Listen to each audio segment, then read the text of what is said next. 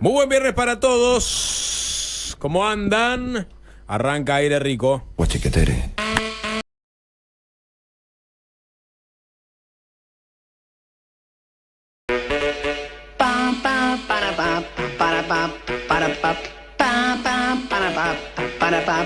Guachiquetere. Sí, me estoy.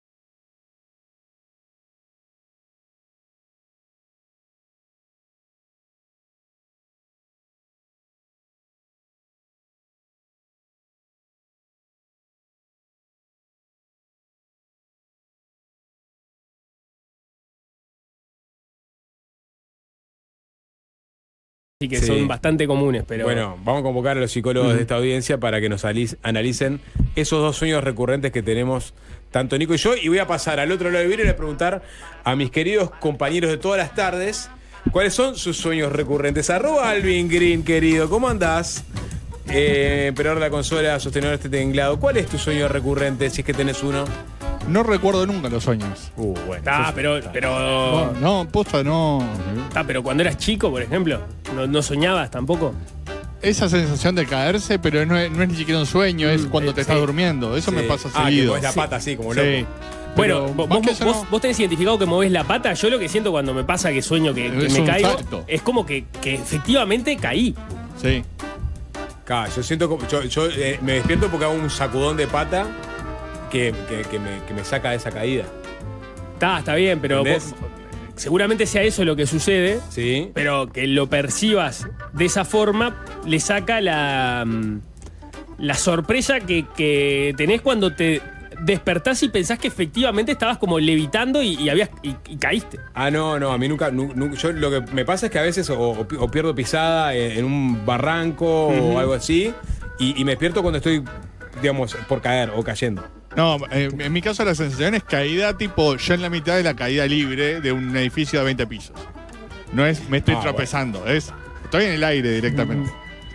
¿En general llegás ahí tipo por accidente o es una decisión consciente? El sueño son 2 segundos y es desde que estoy volando hasta que estoy volando. No llego ni a saber ni por qué estoy cayendo ni cómo caí. Anatomía de un instante. Sí, claro, y además alto el edificio. Porque no conozco ni lo que pasa antes ni lo que pasa ¿Es después. un buen ambiente? Y probablemente. Positos cerca de la Rambla, 20 pisos. Bueno, qué interesante, Andy. Sigo con los saludos. @wikimacana, querida, ¿cómo andás? Hola, Buen ¿cómo viernes estás, para vos. Capo? ¿Cómo andás? ¿Sueños recurrentes? Feliz viernes. Feliz viernes, antes que nada, claro que sí. Tenía un sueño recurrente, sobre todo creo cuando estaba en doble clic, pero me sigue pasando, de que me duermo. Pero me despierto con pánico de que me dormí. Y otro sueño recurrente, sí, con la escalada, de que me caigo literal y esa sensación de que me caí, lo mismo que le pasa a Nico, como de que, no sé, como que te ahogás, como que no, por un segundo de verdad te caíste. Eso sí me pasa, sobre todo cuando ahora que estoy estos últimos meses capaz, que estuve como trabajando una vía en particular, escalada en roca, tengo esa sensación, o sea, me despierto soñando que estoy escalando y que me caigo. Bien, bueno, las caídas es el tema. Un patrón que por ahora somos 4 de 4. @Nico Couri, querido. Buen viernes para vos, ¿cómo andás? Buenas tardes para todos. Bien, por favor, te vamos conociendo a poco, Nico Couri. No nos hagas con un martes 13, con el sueño recurrente. Un filtro te pido. Digo, si tenés si es sueño húmedo, hot, lo que sea, Sueño que voy hasta vale la también. puerta de Domingo Arena y abro así de parte el grito de ¡libertad! ¡Libertad!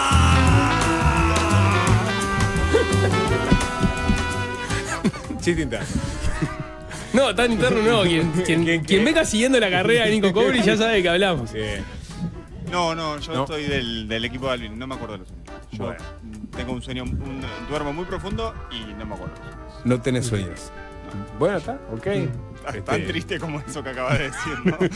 Bueno está, bien, Nico Couri, seguí así por esa línea entonces, no pierdas nunca el trillo. Y finalmente @César Giacosa, es el la estrella de la transmisión espacial del canal de YouTube de FM El Sol, que seguro tiene sueños recurrentes y los va a contar. Yo sueño con resultados deportivos. ¿Anticipatorios, digamos? Sí, anticipatorios. O sea, el clásico, por ejemplo. Y sí, soñé con el clásico. ¿Cuál era el resultado? Viene, Y ojo. una goleada, Alba. ¿Pero de cuánto? O sea, Más de 3. 3 o más. O sea, ¿lo soñaste eso? ¿Posta? Sí, soñé ¿Y que... el tanteador decía Peñarol 0, Nacional 3 o más?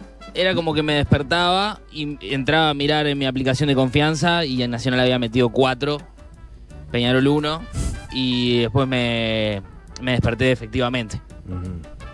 Nunca sabe uno si esa cosa no está haciendo una gran caída. En víspera del clásico, o realmente sueña con resultados deportivos. ¿Al Pulpa le puedo preguntar o no? ¿Estás ahí con...? El Pulpa hace Tinder ahí, 26 días que no duerme, lo que pasa. Yo sueño con una convención del Partido Nacional donde no nos peleamos. Bien. Somos todos amigos, los de la 40, con los herreristas, nos abrazamos bien. I had a dream. Sí, ¿no? sí. Con Básicamente son mis sueños recurrentes. Tipo, llego y digo, hola Graciela, me mira y me dice, ¿cuándo andás? ¿No? Y así, Hay buena onda. siempre. Gracias, Pulpa. Una añoranza. Buenas tardes para todos. Vamos a leer algunos, Nico. Sí, había un sueño que tenía Sí. que fue muy recurrente en mi temprana infancia, porque después me empezó a pasar esto de que no recuerdo tanto los sueños, salvo algunas cosas puntuales como es las caídas. Pero que era que en una situación aparecía un malo, un villano, en el sueño, ¿no? Y quería atacar. Y salía corriendo y me quedaba congelado. Quedaba como estatua. Sí. Al punto de que una vez, uno de estos malvados me agarró como si fuera una estatua y me metió adentro de una valija. Y se fue. ¿Cómo eran los malvados, Nico? ¿Puedes contarme? Bueno, yo que sé, una vez era un Papá Noel malo con él. Ajá. Sí, era un Papá Noel malo. O sea O sea que varias veces soñaste con que quedabas congelado ante la situación de peligro. Esto es mucho más analizable, ¿no? Esto es mucho más analizable. Sí, entre los pies descalzos, ¿no? Y sí, el congelamiento. Creo que por eso no debería hablar de mi vida privada. No, quizás no, pero quizás cambiemos entonces. No, de ninguna forma, Nicolás. Eso va a ser después de las 6 de la tarde. Entonces, voy a leer algunos mensajes y después nos metemos en tema. Feliz viernes. Acá le dice acá, dale Katanga Sapo, libertad a los presos políticos. Nico Cobri no está solo. Feliz viernes. Tengo 2 sueños recurrentes. La misma caída que Alvin, que le escribe con B larga como Alvin, ¿no? Quedando con la sensación que caí en la cama y con pánico. El otro sueño es que fumo después de 12 años y me despierto totalmente frustrado de mi persona. Bueno. Ya he escuchado que gente que dejó de fumar sueña que fuma. Eso me ha pasado muchas veces. Sí, con la ¿Qué más? Sí, ahora te confirmamos. Sí, te confirmo por acá, pero igual después te confirmo por mensaje. ¿Ya leíste el de Ricardo que le pasa lo mismo que a vos? A ver, no. Que habiéndose recibido, sueña que tiene que volver a la escuela porque debe algo. Bueno, porque para mí es un sueño muy recurrente ese, de mucha gente. Yo he soñado muchas veces que habiéndome recibido... Bueno, ese es el mismo, ¿no? Sí. Mi sueño recurrente, lo de recibir, era que me faltaba alguna materia. También me pasa eso. El año pasado... A ver si tiene que... No tiene mucho que ver, pero vamos a leerlo. El año pasado fui a España y Portugal con mi señor. Hicimos Madrid, León, Santiago de Compostela, Vigo, Nos quedó pila sin recorrer. Nos quedamos 10 y medio en cada lugar o 2. ¿Está hablando de los viajes de Jorge? Puede ser, porque hay un contenido ahí vinculado a... Un proyectito. Hay un proyectito ahí en ciernes que seguramente lo vean por las redes del programa. Les tiro ese dato. Después lo vamos a compartir por acá, pero, o no. Vamos a ver. Alguien dice que estoy escuchando con retraso. Acabo de escuchar a Cristel diciendo que sigue disfrutando a Bad Bunny. Bueno, viene escuchando con bastante retraso porque esto lo escuchó otro día. Sí, claramente. Sueño recurrentemente que estoy en un vuelo de avión y se accidenta.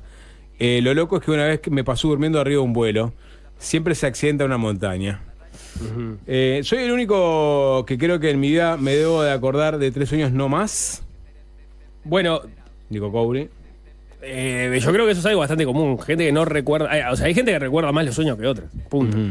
Yo repito, antes recordaba mucho los sueños, ahora no recuerdo nada. No hace mucho que no sé qué sueño. Yo sueño que el Partido Nacional gana sin necesidad de armar coalición, dice alguien que está casi que en línea con Gastón. Sueño recurrentemente que estoy tomando whisky y picando un salame picado grueso con Martín Lema, el Boca Andrade y Fernando Cabrera.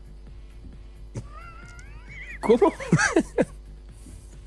En la picada es con whisky. Pero whisky no es una persona, esa es parte de la picada. Whisky picado grueso, Lema, Andrade y Cabrera. Es como muy variopinta. O sea, me interesa estar, ¿eh? Sí, me interesa estar. Yo creo que sale una conversación interesante ahí. Yo creo que Fernando Cabrera se aburre y se va antes. ¿Fernando Cabrera vendría a ocupar el lugar del Colorado? Ahí. No quiero ponerle un rótulo político. Pero no siempre se tiene que estar hablando del partido. ¿Por qué no puede haber hecho este oyente tener su sueño y que el Partido Colorado no esté invitado? No, porque necesidad. Es un partido señero de este país. Mi sueño es que Nicky Batalla lance un improperio al aire. He dicho muchos, muchos. Perdí un amigo, muy amigo. Sueño recurrentemente que aparece onda sexto sentido, yo me hago el gil y ando con él por la calle y en bus y me despierto eso hecho mierda y eso que falleció hace 7 años. Bueno, mirá. Hola, hice el viaje de arquitectura hace 3 años. Mi sueño recurrente es que estoy de viaje en algún lado del mundo. Después suena la alarma para ir a trabajar y me dan ganas de llorar. Sí, eso te pasa por dejar con la arquitectura. O sea, uno que si hace el viaje de arquitectura después no tiene que tener una vida convencional. Sí, por lo menos no te quejes frente a nosotros que no lo hicimos. Sí, totalmente. ¿No? Bueno. Bueno, Nicky Batalla está recibiendo algunos mensajes. No paso una sola noche sin soñar y recordar todo. Casi siempre sigo temas pendientes. Antes peleaba mucho con gente a la que no le podía enfrentar despierta. Otra cosa recurrente es intentar llamar a alguien y que no puedo digitar o el cel no funciona. Súper frustrante. Sueño que Uruguay juega bien al fútbol. Mi sueño recurrente es que tengo hijos con mis ex. No tengo hijos, dice. Bueno. Dos sueños con consecuencias. Soñé que hacía karate y rompió una ventana corrediza que había en una pared de mi cama. O sea, porque es verdad que hay sueños con acción, ¿no? Sí. El sueño de orinar, por ejemplo, es un clásico, ¿no? Sí. ¿A quién no le pasó? No dije solo. Sí, alguien, sí. ¿Qué le pasaste? ¿Que le pegás a quien duerme al lado? No, lo de orinar. O sea, que te soñás o que va un trencito a toda velocidad. ¿Cómo? A ver, el trencito. ¿Nunca les pasó que analogía o una catarata, ¿no? Muy placentera y de repente... O sea, que el sueño te empieza a confundir, sí, generándote un entorno propicio a que te orines arriba. ¿Estás atrás de la puerta de tu cuarto orinando? ¿Nunca te pasó eso? No, sapo. O sea, nunca. No me quedé solo, neta. Claro, sí, pero que el hecho que César sea el otro que te diga que sí habla que quizás no es un sueño, quizás es un mal regreso a tu casa después de salir. No. Me pasó una vez con la tapa del water puesta. Ah, mirá ahí. Completamente dormido. Fui y empecé y... está. ¿Pero es dormido o es una noche de alcohol y mal dormir? No, las historias de alcohol son otras historias, son mucho peores. Esto es solo dormir. Está, pero tiene orina también, por eso comparte. Sí. No, pero esto es solo dormir. No, nunca me pasó eso. No. O sea, es verdad que he tenido cuando hay miedo un especial de que aire ocurra. rico post medianoche, ahí contamos las otras historias. Sí, exactamente. No, esta persona que decía que tenía sueños que después tenían consecuencias reales, que una vez soñó que hacía karate y rompió una ventana corrediza que había en una pared de la cama, y el otro, es buenísimo, tenía un loro parado en el dedo y no se lo podía sacar de encima y empezó a sacudir la mano y le pegó en el ojo a la esposa. Además, qué extraña la imagen del loro pegado en el dedo. Bueno, hay más que dice, yo también tuve el sueño de que estoy en el liceo de nuevo cursando algunas materias y después me doy cuenta que ya la salvé. Lo gracioso es que cuando me despierto me quedo cuestionándome si realmente terminé el liceo o no. Bueno, una última seguidilla porque están llegando obviamente muchísimos. Yo sueño que tengo que salvar a alguien o a varios, pero mis piñas son lentas y sin fuerza, no puedo correr, no puedo saltar, etcétera. Pura frustración. Bueno, es parecido a mis sueños de parálisis. Ahí está, sí. O sea, perdés el poder. Alicia dice, estoy contigo, sapo, soñé que iba al baño, me bajaba el pantalón, me sentaba de todo y sucedió en la cama. Era chica igual. Bueno, bien. ¿Alguno más? Este es medio perturbador. Dicen, sueños, puedo hacer cosas conscientemente. He tenido noches muy placenteras así. Porque en general lo que te pasa cuando estás en el sueño, en determinado momento empezás a cuestionarte si estás en un sueño o no. No sé si a vos te pasa eso. Sí, pero sí, obvio. Cuando te empezás a cuestionar si estás en el sueño o no, en realidad ya te estás despertando. O sea, lúcidos. Son los sueños lúcidos. Claro. Son sueños lúcidos. Que se puede entrenar. Yo lo hice cuando era adolescente. Había como en los foros, había una forma de entrenar como para poder llegar a esa capacidad de ser consciente de tu propio sueño, de que estás soñando y poder hacer cosas que en la vida real no podés hacer, como, no sé, atravesar paredes, volar, etcétera. Tenías que hacer, era todo un proceso de meses, de que tenías que escribir, o sea, cuando te despertabas, te acordabas de un sueño o lo que te acordaras del sueño, lo escribías, y así muchas noches, hasta que en algún momento, quizás hay personas que les sucede sin tener que hacer tanto trabajo, pero era como lo que me acuerdo que hizo, de que leía en los foros que había que hacer, que lo hice durante un tiempo, y era eso, ir escribiendo los sueños hasta que en algún momento tu cerebro se va, no sé, pero sos consciente en tu propio sueño de que estás soñando y podés como dar órdenes. Elegir tu propia aventura en el sueño. Claro, exacto. Bien. Es verdad que suena como interesante, nunca pude hacerlo. No. Bueno, ¿con qué sueña Gabriel O'Donnell? ¿Con metas y proyecciones? Con un Uruguay que crece al 3%. Un Uruguay que crece al 3%. Con un abatimiento del déficit al final del periodo. Con una inversión anual del 20% del producto. Con un dólar a 40,5. 41. Sí. ¿Con qué más? Con tratados de libre... no sé si con tratados de libre comercio, pero con mercados abriéndose en el mundo. Con Juan Castillo dejando de proponer proyectos que espantan inversiones. Con Juan Castillo dejando torre ejecutiva por última vez. Bueno, habló O'Donnell, después tuvo el equipo económico en Inglaterra, en Londres, Y bueno, ahora empezó el año. Empezó el año para. Pero ya venís diciendo que empieza el año con 40 veces. Sapo. Bueno, ahora sí. Y lo vas a decir el martes. El lunes. Sí, el lunes. El lunes. El lunes que arranca las clases. Pero lo vas a decir el lunes que arranca las clases, lo vas a decir el martes después que Orsi hable en el Parlamento, entonces lo vas a decir el miércoles porque Orsi va a hablar de tarde. Yo creo que era. Lo vas a decir después de turismo. Ahora la nueva tradición que lo vas a decir después del Mundial. El primer ministro habla el viernes y el lunes habla el presidente. Esa es un poco lo que vamos a tener durante este quinquenio. ¿Entendés? Cada año a año, el 1 de marzo habla el presidente. Y el viernes previo habla el primer ministro. No, bueno, pero el presidente va a hablar los 2 de marzo. Los 2 de marzo. Que no necesariamente te van a caer, lunes. Entiendo, siempre lunes. No. Bueno, habla un par de días antes. Habló, sí. ¿Vos decís que fue para sacarle protagonismo? No, fue justamente es como el yin y el yang. ¿Por qué? Porque se complementan. Se equilibran. ¿Por qué? Porque, o sea, no me vas a rellenar esa oración. ¿Por qué se complementan, se equilibran, Nico? Pero no son némesis, a menos que digas, no, porque uno es claro y el otro no. No, pero no sé. No dije eso. Bueno, pero entonces, ¿por qué? El yin y el yang es algo. Es el bien y el mal, ¿no? Bueno, ¿cuál es el bien y cuál es el mal? Para el Frente Amplio, ahora después vamos a entrar con quién es el bien y quién es el mal adentro del Frente Amplio, por ejemplo, ¿no? Para el Frente Amplista, O'Donnell, ¿qué representa? La centro-derecha. Bueno, un discurso de centro-derecha el viernes y un discurso de centro-izquierda el lunes. ¿Qué representa O'Donnell para el Frente Amplista? No lo sé, porque el Frente Amplio es muy variado, entonces representa seguramente cosas muy distintas para muchos. Seguramente representa una sensibilidad. Sí. Por el lugar común.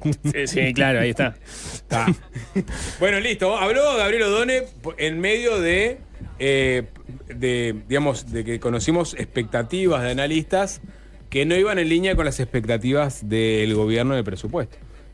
Salió el ministro a hablar sobre el cierre del 2025 y también a sostener lo que ellos entienden son proyecciones que van en línea con lo que habían anunciado hace unos meses. Sí, de hecho, lo habíamos conversado algo con Germán, ¿no? O sea, entrábamos en un periodo de cierta incertidumbre respecto a lo que está pasando o lo que puede pasar con las proyecciones del gobierno, en la medida de que por lo pronto ya tuviste un 2025 donde, más allá de que no está el dato oficial todavía, se entiende que el Uruguay va a crecer, creció menos en 2025 de lo que había previsto el presupuesto, bastante menos, por lo menos eso es lo que se supone, con una proyección de un crecimiento del 2,6 del PBI, que va a terminar estando mucho más cerca del 2 que del 2,6. Y eso genera la pregunta sobre, bueno, qué es lo que va a pasar entonces con la economía, porque además había el comité de expertos que consulta el Ministerio de Economía también, había ajustado a la baja sus proyecciones de crecimiento, tenías el dato de que a fin de año la DGI había recaudado menos de lo que había recaudado el año anterior, y entonces se empezaban a acumular, sumado a algunas empresas que están reduciendo sus operaciones en Uruguay, entonces tenés noticias de gente que se va a quedar sin trabajo, más allá de que el año 2025 en términos genéricos fue un buen año en materia de mercado de trabajo, pero tenías un montón de señales preocupantes y entonces estaba, bueno, ¿qué es lo que pasa con las proyecciones del Ministerio de Economía fijadas en el presupuesto para este año? Suele haber conferencias de más o menos en este momento del año del Ministerio de Economía para marcar nuevamente sus números y hacer un balance de lo que fue el año. En este caso fue encabezada por Gabriel O'Donnell y lo acompañaron el subsecretario de Economía, Martín Valcorba, y la directora de Política Económica del MEF, Viviana Lancilota. Ahí hablaron de las metas fiscales y se dijo que lo que se aseguró en la ley de presupuesto que se aprobó a fines de 2025 en líneas generales se va a mantener en materia tanto de metas fiscales como proyecciones de crecimiento. Por ejemplo, un balance que sobre todo estuvo encabezado por Lancilota, más allá de que después lo retomaron tanto Valcorba como Odone es que en 2025 se cumplieron las metas fiscales porque el resultado fiscal estructural fue de menos con 3,9%, que es algo mejor de lo que se había tenido en el 2024, algo mejor porque había estado en 4%, o sea, es una variación mínima, pero fue algo mejor, y se señaló que el endeudamiento neto fue de, 3.079 millones de dólares, algo que estaba por debajo del límite legal que estaba establecido, o sea, se entiende que se cumplió también con esa meta, y que la deuda neta del gobierno central también bajó en 2025 con 2024, con lo cual se redujo, esto son todas cosas para que después en algún momento explique y avance Germán, ¿no? Pero también se cumplió, por lo menos se redujo el nivel de endeudamiento en relación al ancla de deuda prudente, que fue una de las innovaciones que hizo este gobierno con respecto a las metas. A la regla fiscal. Sí, ahí está, la regla fiscal. Por otro lado, la presentación del MEF también indicó que, como decíamos, están intactas las metas de resultado fiscal estructural que tuvo el presupuesto, que eran de reducir el déficit fiscal a 4% en 2026, a 3,5% en 2027, a 3% en 2028 y a 2,6% en 2029.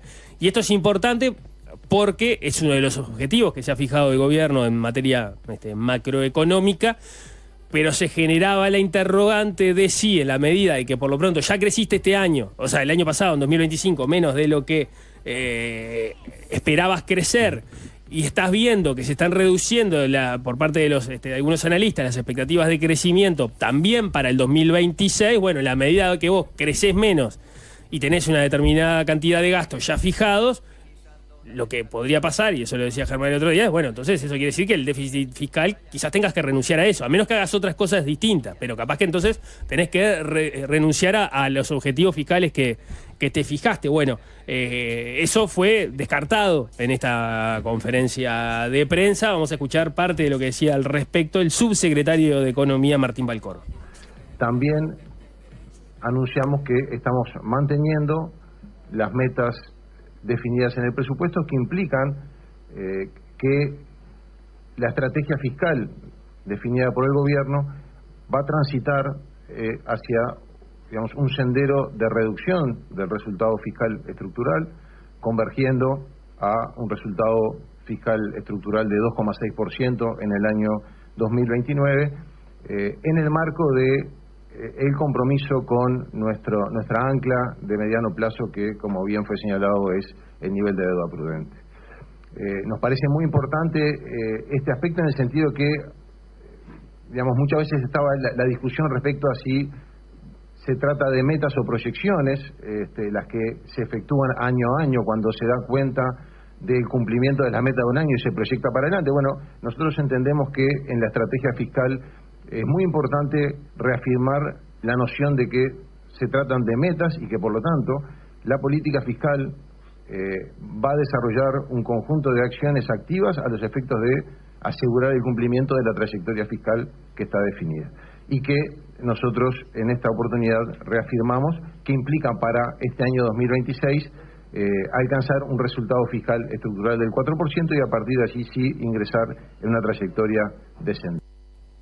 Bien. Es interesante ese punto y marcarlo, que en realidad no se trata de proyecciones, sino de metas, o sea, de objetivos en sí mismo, y que entonces lo que uno entiende es, si en caso de que estén en riesgo su cumplimiento, van a desarrollar acciones activas, valga la redundancia, para que esto se alcance. Para cumplir la meta. Para cumplir la meta. Y ahí la pregunta sigue estando arriba de la mesa, en la medida de, bueno, ¿qué pasa si después el crecimiento no se termina dando como viene siendo proyectado? Porque eso no podés elegir cuánto vas a crecer. Eso podés poner políticas arriba de la... Sí, lo estimás, y además desarrollar políticas para tratar de que lograr eso, pero no quiere decir que lo puedas lograr simplemente por la simple decisión de querer crecer. Entonces, en la medida, si el crecimiento no termina acompañando lo que estimaste que vas a crecer y lo que necesitarías crecer para reducir el déficit fiscal, así como con las reglas que te fijaste, bueno, hay que ver cuáles son las otras acciones. Pero bueno, para eso Eso bajo el supuesto de qué pasa si empezás a crecer menos de lo que previste que ibas a crecer. Podés crecer, capaz que tuviste un mal 2025 o un peor 2025 de lo que esperabas tener, pero después la cosa sigue igual, por lo menos. Bueno. Eso es lo que mantiene el Ejecutivo, porque esa fue la otra, no sé si noticia, porque es que se mantienen las proyecciones de crecimiento del PBI, pero lo cierto es que hoy ratificaron eso. El otro anuncio, el otro comentario fue que el Ministerio de Economía está manteniendo las proyecciones de crecimiento del PIB para 2026 en 2,2%, como estaba fijado en el presupuesto. Esto cuando los analistas están marcándola en el entorno del 2%. Claro, el otro día lo conversamos con Germán, si uno entra y nos desasnó sobre cómo uno puede ver y quiénes son los encuestados a la hora de elaborar esta encuesta de expectativas económicas, ¿no? El Banco Central lo hace periódicamente y publica la información en su página web. Y son, digamos, o consultoras o personas reconocidas que dan su parecer, en función, obviamente, del análisis de coyuntura, pero son entidades como CPA Ferrer, donde viene Odone, o Exante, o algunos bancos como Santander, Scotia, o algunos bancos públicos como el Banco de Seguros o el Banco Hipotecario, o algunos institutos como el Instituto de Economía de la Facultad de Economía. Bueno, entre todas esas consultas se arman promedios y medianas, y en la mediana, Germán decía, es mejor mirar la mediana que el promedio, porque es una versión más acabada de dónde están puestas las expectativas de la mayoría de los encuestados, y era 1,97, casi 2%. O sea, no llega al 2% contra ese 2% que tiene proyectado el Poder Ejecutivo, ¿no? Sí. Y después la proyección para el 2027 es 1,95 de mediana y 2 en el 2027, 1,95 y 2 para el 2028. Sí, hay algo que marcaba Odone en la conferencia, es que si vos revisabas lo que estaban dando en agosto, que fue cuando se elaboraron las proyecciones del presupuesto, también la mediana estaba en el entorno del 2% para el 2026, cuando el MEF la puso en 2,2 para el 2026, entonces que ahora no hay una diferencia, porque una corrección. La mediana sigue para los digamos, es verdad que están más abajo la expectativa de la mediana de los analistas privados en relación a las de gobierno, pero no hubo un cambio, es lo que planteó por lo menos Odone en la conferencia de prensa, entre lo que estaban diciendo los analistas en aquel momento, o sea, esa diferencia con el MEF y la diferencia ahora. Claro. En ese sentido dijo que no había mayor cambio. Por otro lado, Valcorba también señaló esto, ¿no? Que se mantenían las proyecciones de crecimiento en 2,2. Reconoció que, en definitiva, en 2025 se va a terminar creciendo menos de lo que se había previsto para el año, pero que entienden que si bien hubo problemas en la economía, sobre todo en el segundo semestre del año pasado, hay algunos indicadores, estos que te pueden ir adelantando lo que va a pasar con la actividad, porque son más sensibles y se mueven antes que los grandes números para estimar cómo viene el producto, que ya están dando cuenta de que el peor momento ya pasó, los entró en agosto, y que ahora ya está habiendo una reactivación de la economía, lo que les hace pensar que no tiene por qué haber una variación en relación a las proyecciones que había manejado el Ministerio. Vamos a escuchar lo que planteaba al respecto Valcorba. Cuando uno observa el indicador mensual de actividad económica, vemos que efectivamente tuvo una desaceleración en el segundo semestre del 2025, con el peor desempeño que lo podríamos ubicar en el mes de agosto del 2025. Lo que observamos es que a partir de agosto del 2025, la economía uruguaya empezó un proceso de moderado recuperación en su nivel de actividad económica, que nosotros prevemos que se va a consolidar en los próximos meses. De hecho, tenemos algún indicador anticipado, en particular en lo que hace al mercado de trabajo, que reafirman la idea de que efectivamente estamos observando una actividad económica que ha vuelto a tener un mayor dinamismo que el que se observó en algunos meses del segundo semestre del 2025. En particular, por ejemplo, el dato de los cotizantes al Banco de Previsión Social, que es un indicador un dato administrativo fuerte porque refleja exactamente la cantidad de cotizantes que están aportando el Banco de Previsión Social. Lo que observamos que el último dato disponible, que es de enero del 2026, muestra un crecimiento del 1,3% respecto a la cantidad de cotizantes que teníamos un año atrás, en enero del 2025. Eso reafirma la idea de que el mercado de trabajo sigue teniendo una dinámica importante, y en particular el mercado formal. Bueno, por ahí entonces la explicación y la expectativa del MEF en relación a lo que puede ir pasando con la actividad en este 2026. De eso también habló el ministro de Economía, Gabriel Odone. Vamos a escucharlo. ¿Cómo nos plantamos para 2026? En primer lugar, reafirmamos que lo que establecimos como metas para el quinquenio anual en materia de deuda está reafirmado. No tenemos ningún elemento de juicio de nada de lo que observamos en la realidad económica que nos lleven a introducir modificaciones sobre esto. Lo cual no quiere decir que no estemos siguiendo atentamente todo el tiempo las innovaciones que hay, porque precisamente para poder ser cuidadosos, no tanto en la variación de las metas, sino sobre todo en qué acciones tenemos que cumplir para poder hacer que las metas se cumplan. Lo siguiente que estamos diciendo es que las proyecciones de crecimiento que tenemos para 2026, a pesar de un conjunto de eventos que han tenido lugar en la segunda parte de 2025, se mantienen. No tenemos ningún elemento sobre la mesa que nos permita a nosotros, al igual que a los analistas, alterar las proyecciones macroeconómicas que teníamos previstas en agosto de 2025. Bien. Y tratando de transmitir tranquilidad, porque es verdad que el mar de fondo que hay en este momento, el ruido político sobre todo, y el ruido también entre el empresariado, es la acumulación de, por ejemplo, de noticias de reducción de plantillas, cierre de empresas, todo lo que venimos escuchando en los últimos meses, ¿no? Y sumado a las expectativas de crecimiento de los analistas privados, que estaban un poco por debajo de lo que plantea el gobierno, sé que se definió salir a decir una frase que todavía no la escuchamos. Una frase que la podemos empezar a escuchar ahora, porque yo creo que fue el título que se trató de instalar desde la conferencia de prensa.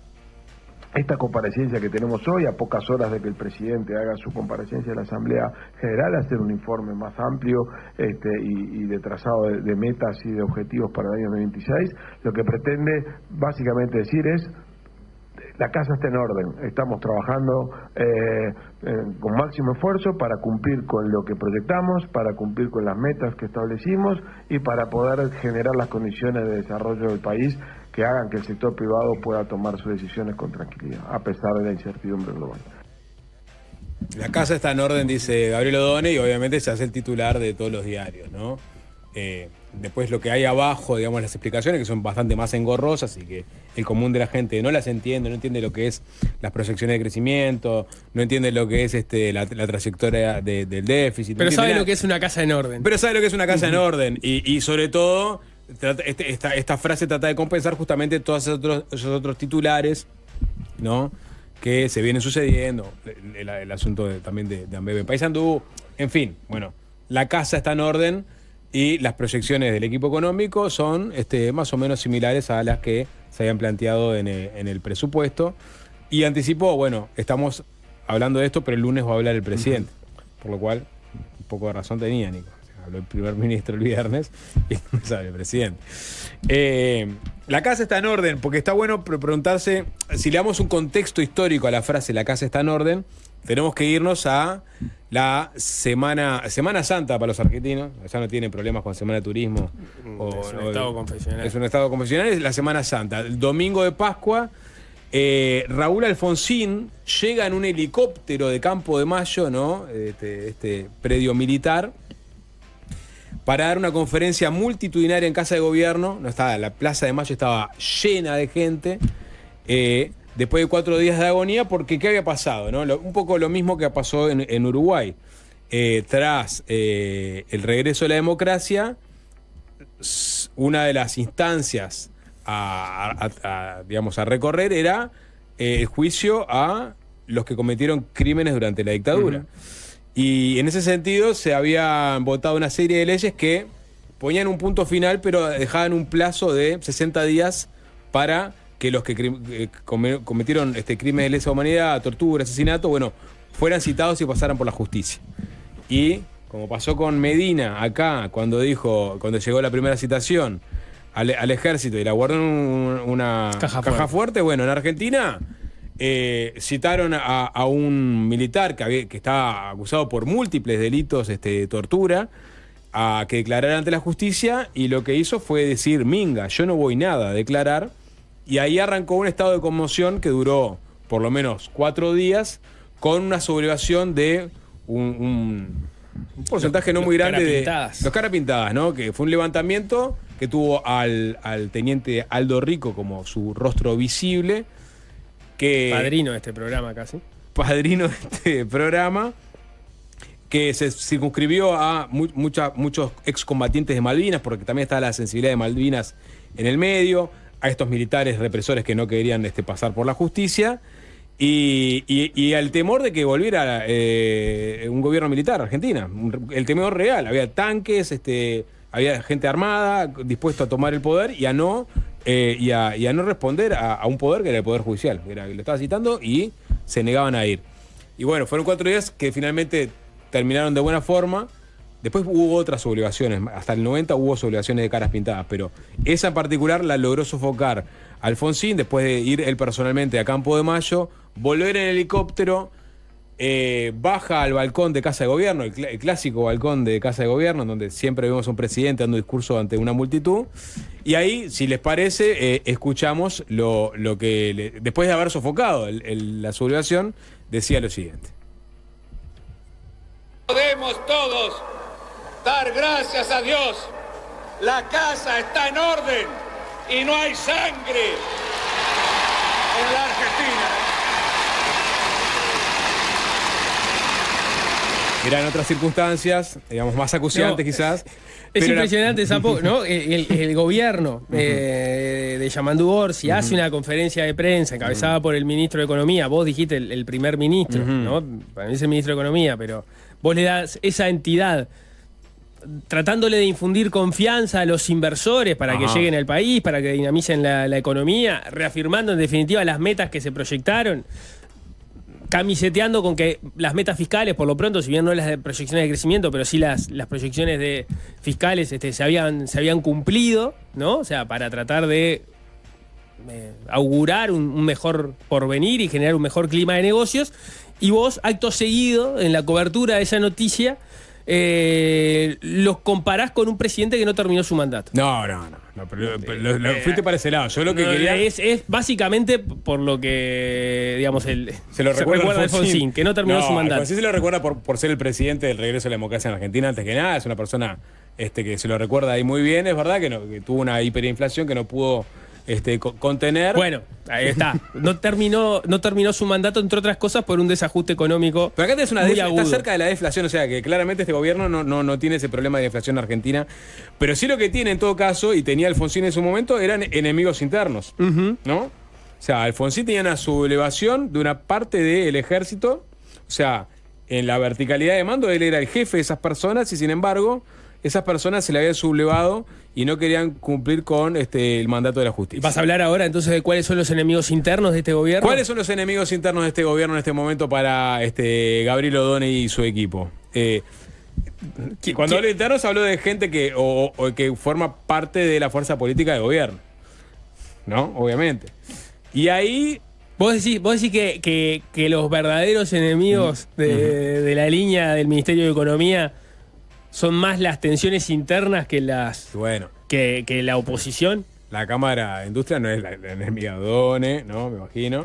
No lo sé. La Cámara de Construcción tampoco. No, la Cámara de la Construcción seguro que no. Seguro que no. Entonces uno puede pensar... Digo porque es una de las tensiones que estamos manejando en este momento. O sea, esos anuncios que hay que ver realmente cuánto repercuten en el clima de inversiones de Uruguay, ¿no? Por ejemplo... la reglamentación la ratificación del convenio 158 de la OIT, que prevé preavisos para empresas que están por despedir personal o se van a ir del país, bueno, o o yo qué sé, la de monoambientes, por ejemplo. Bueno, le preguntaron en la conferencia de prensa, Ajá. No recuerdo quién fue el periodista, la periodista fue una periodista mujer, que le dijo, bueno, que tenía 2 consultas concretas para hacerle, ya estaban en ronda de preguntas, por supuesto. La primera tenía que ver con la propuesta de monoambiente de Gustavo González, y la segunda, y la interrumpió, no la dejó terminar, dijo, esta conferencia es para otra cosa, no voy a opinar de esa propuesta, no la tengo estudiada, ahora venimos a hablar de esto, no quiero emitir una opinión sobre este asunto, y después se escucha la voz de Marcelo Soba diciendo, se terminó la conferencia, vamos taza a taza, cada uno para su casa, y después se escucha que le pide disculpas por no responderle, pero que realmente no tiene analizado el tema. Está por cerrar una inversión. Claro, no, bueno, pero pudo haber dicho. Lofts, pero en la Rambla Sur. No, pero pudo haber dicho, claro, ahí está. el Baldosa Tower, ¿no? Una serie de que te duerme parada, una inversión de 150 millones de dólares. 15 metros de alto. Claro, 100.000 uruguayos pueden vivir parados ahí. Parados arriba de la taza, porque es el baño con todo, ¿no? Sí, en la moda del loftito. Pero perfectamente pudo haber aprovechado la instancia para dar una de sus señales tranquilizadoras del clima de negocios. Bueno. Y no. Porque él pensó que le puso. Eligió no opinar. Está bien, porque ¿cuáles son los carapintadas de Odone? ¿Entendés? Están pintados de rojo. Están pintados de rojo y de verde. Porque Gustavo González está pintado de verde, por ejemplo, que se propone este proyecto de monoambiente. Si haces así, despejás el rojo, el verde y hay rojo. Sí. Es una atrevida. Lata de pura cepa. Así que no. Sí, pero se rumbra. ¿Viste qué pasa con la lata cuando...? Está bien, sí. De aquel viejo socialismo. Bueno, entonces quizás los carapintadas de Odone son justamente sectores dentro de la izquierda que o bien pujan porque se discuta de forma fermental del impuesto del 1% a los más ricos, o que propone, digamos, reglamentar convenios que le piden a las empresas que avisen antes de irse o de echar gente, o que proponen limitar las construcciones, ¿no? Y limitar las constructoras. Incluso, para ir más lejos y ponerme provocador, la conflictividad o parte de la conflictividad sindical. Hoy en Desayunos Informales hablábamos con directivo de Conaprole. Fan del despegue. Que citó muchas veces el despegue. Me parece bien, todos deben leerlo si quieren saber, digamos, qué piensa el ministro. ¿Qué piensa el ministro? Y qué cosas sí, qué cosas no. También sirve para eso. Hablando de, digamos, es histórica la conflictividad en Conaprole y la prédica de parte de la directiva de Conaprole y de los productores en general sobre la irracionalidad que entienden que tiene el sindicato de Conaprole, pero parte de lo que él decía, por lo menos en la prédica de ellos, pues tomarla o no tomarla, es que Conaprole tiene inversiones, no inversiones que puedan llegar, Conaprole tiene inversiones de varios millones de dólares encajonadas que no las está echando a andar, entre otras cosas porque cada vez que ocurre algún tipo de innovación tecnológica implica conflictos que le hacen perder participación de mercado porque no pueden producir y que en definitiva terminan perdiendo mucho dinero en cada uno de esos conflictos derivados de innovaciones tecnológicas que viene haciendo la empresa. Había una cuenta de decenas de millones de dólares, según ellos, que no se están sacando ahora este año por eso, o que por lo pronto depende también de cómo venga la relación con el sindicato, a ver si avanzan en algo de eso o no. Claro, es las tensiones eternas que tiene un ministro de Economía en un gobierno de izquierda con lo que son buena parte de los fundamentos de la izquierda en Uruguay, que tiene que ver con tener más miramientos para con los empleados que los empleadores, en todo caso. Quizás pensar que la conflictividad en el fondo lo que hace más que desalentar inversiones es mejorar los salarios de los trabajadores.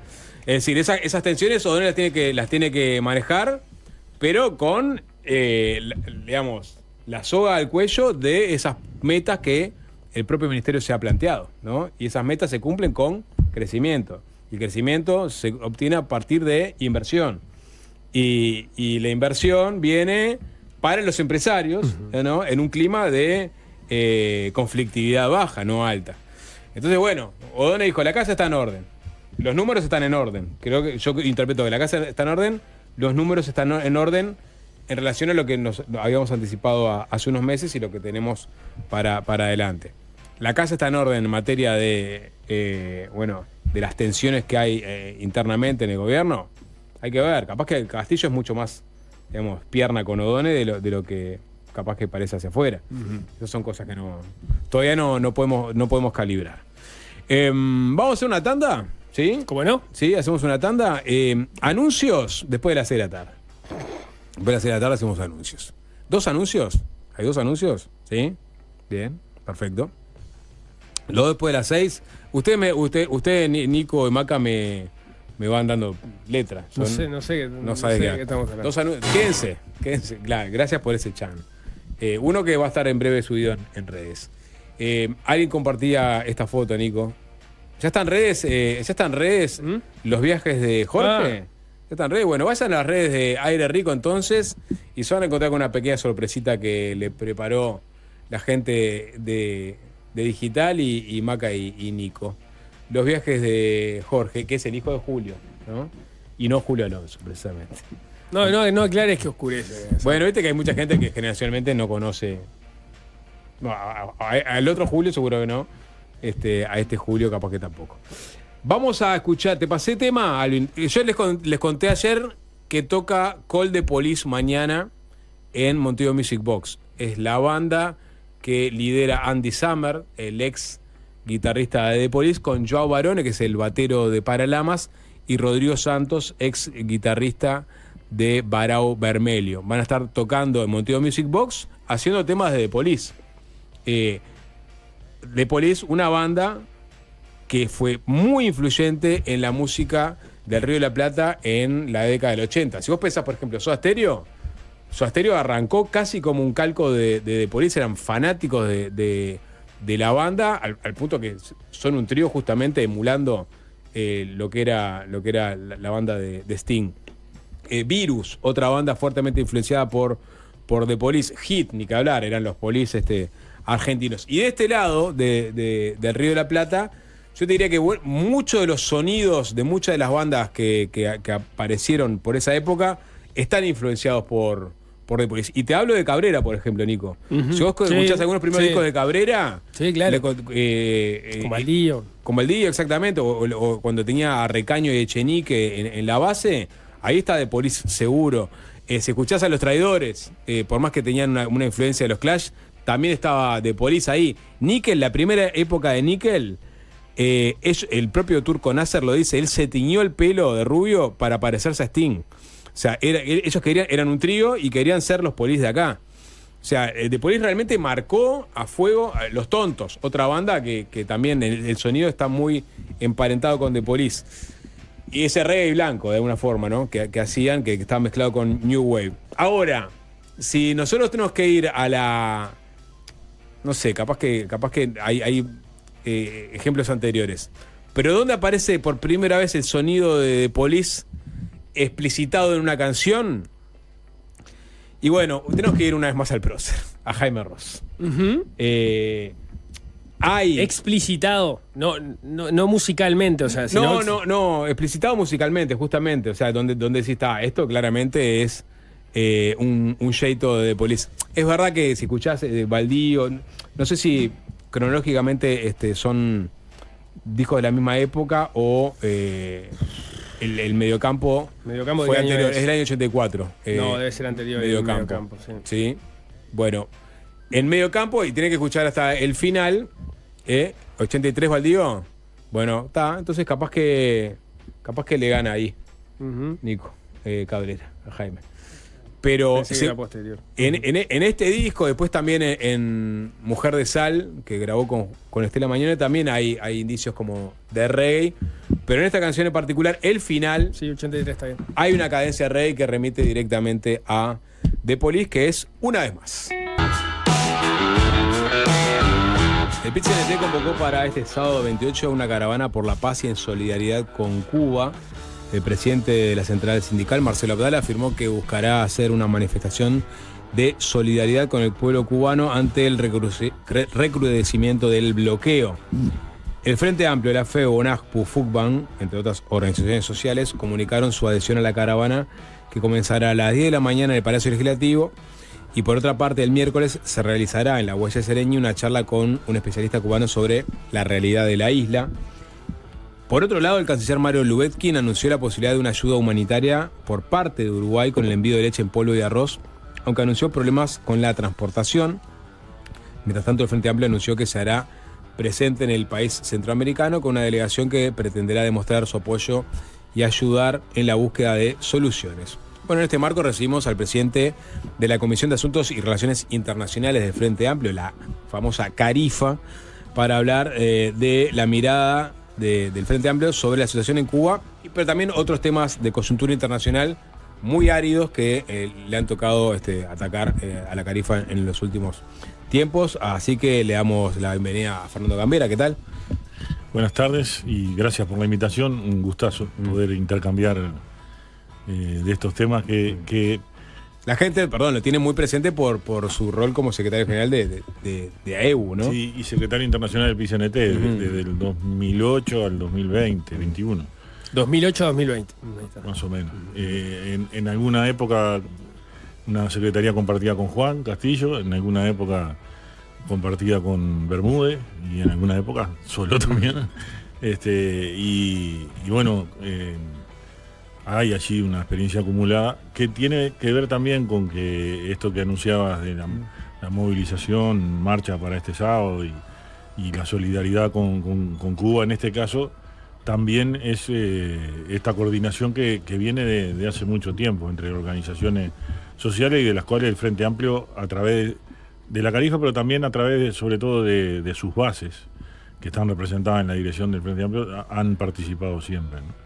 Y bueno, estoy ayer festejando un año de jubilado, porque ya años de edad no festejo más. Y bueno, a partir de ser jubilado, que dejé de ser dirigente sindical, me puse a dar una mano en esto, en la militancia política, que de hecho uno siempre la tuvo, pero la tenía que de alguna manera equilibrar con lo que es la autonomía y la independencia de la dirección sindical, ¿no? ¿Cuál es tu recorrido sectorial en el Frente Amplio? Mi recorrido es muy acotado. Yo soy de la generación 83, la famosa generación 83.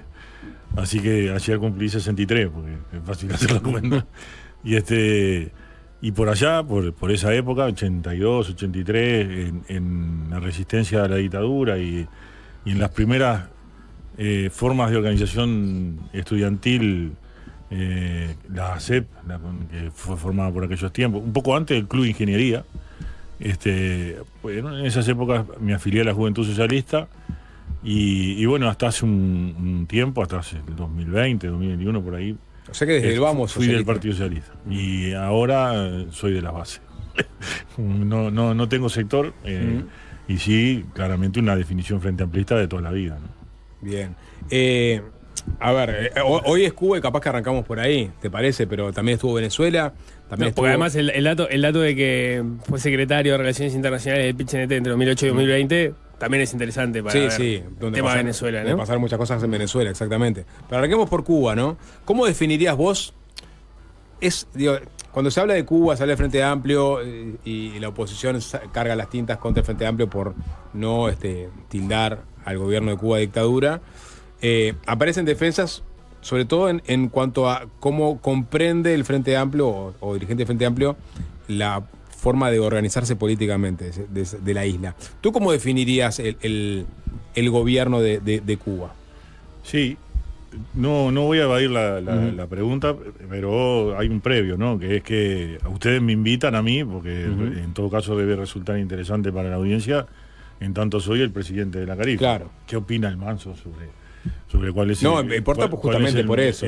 Pero yo claramente creo que bueno, han habido muestras durante mucho tiempo de que hay todo un proceso en Cuba que es propio de ellos y que de alguna manera requiere una discusión de parte de ellos y si es que están todos los derechos que deberían estar en función de lo que los cubanos se quieran dar. Durante mucho tiempo he estado convencido que el régimen y el gobierno que hay en Cuba es el que ellos se quisieron dar. Y bueno, ahora será parte de una discusión. Yo lo que he vivido, lo que he tenido contacto, lo que he intercambiado tanto en mis épocas de OIT con delegaciones de los compañeros de trabajadores de Cuba, como ahora después en esta actividad más política con la embajada y demás, y las veces que he podido tener intercambio con visitas cuando los 1 de mayo y demás, claramente hay un régimen de discusión y de organización interna que ellos entienden que es democrático, es diferente a nosotros, eso es claro. Es tentador meterse en la discusión sobre que ellos entienden que es democrático, pero tú entendés que un gobierno de partido único es democrático. Si lo vas a analizar como estamos acostumbrados nosotros, claramente no sería lo que es nuestro modelo democrático. Ahora, yo creo que durante mucho tiempo ellos tuvieron la capacidad de tener organizaciones territoriales y demás, y debates territoriales que les permitía tener una forma de democracia que era la de ellos. El problema es que ahora el deterioro económico, social y de organización posible de la sociedad frente a un embargo que no todo el mundo rechaza, frente a una posición de Estados Unidos tan cercano como está, haciendo colapsar. Claramente lo que se está buscando es que la caída sea estrepitosa de parte de la situación en Cuba, como para poder anotarse un poroto más el gobierno de Trump. Bueno, eso es lo que me parece que hay que contraponer, ¿no? Y en eso, mirá, hasta vos me preguntabas el origen de dónde vengo formado, las eternas discusiones en la izquierda, que a mí me parece que también eso, a veces nos enfrascamos en cómo catalogamos la democracia en otro lado y no destacamos lo que tenemos nosotros, ¿no? Y yo te digo, viví desde que estoy en la Carifa el año pasado, todo el transcurso del año pasado, en una fuerza política, en un partido político como el Frente Amplio, que en varios sábados, en el medio de un fin de semana y demás, tenía varias reuniones en todo el país de gente poniéndose al tanto del presupuesto nacional y demás, y a la misma vez discutiendo si en Gaza había genocidio, si no había. Es un partido lleno de vida. Y bueno, en un partido lleno de vida, seguro que de 10 tenés 5 o 6 posiciones por lo menos, o descripciones de lo que sienten que hay en Cuba. Eso es lo que yo tengo que cuidar. Ajá. Yo represento todo eso. Y soy consciente de que eso existe. Soy consciente porque orgánicamente escucho y veo las posiciones en los debates. Eso es lo que ni más ni menos me toca representar. Entonces, ese es el cuidado que tengo desde ¿No tenés ningún conflicto interno, por ejemplo, con el tema de los presos políticos? O sea, que arrancaste hablando que fuiste militante en tiempos de retirada de la dictadura, la generación del 83, y teniendo en Cuba presos políticos hasta el día de hoy, ¿eso no te genera ningún tipo de conflicto interno? No, en lo personal, alguna vez ya me he referido a eso, y yo preferiría que en ningún país hayan presos políticos. Y preferiría que el debate de ideas fuera con la libertad que eso supone, el problema es que tanto en un caso como en otros, muchas veces empezás a hablar con unos o con otros y no todos los que dicen que son presos políticos son presos políticos. Entonces me pasa lo mismo cuando yo digo y me quejo y pido que paren de hasta niños de meter presos en Israel, y se me contesta por parte de quienes defienden a Israel de que no son presos políticos, que son todos presos por violencia. Como decís en Gaza. Los en son presados en Gaza. Presos que quedan presos en Israel. Entonces, sí, está bien. Pero es matizar un poco todo, los ¿no? puntos de vista, pero es lo que estoy queriendo decir. Los puntos de vista, sí, son en función de los posicionamientos ideológicos de verdad que tomamos cada uno.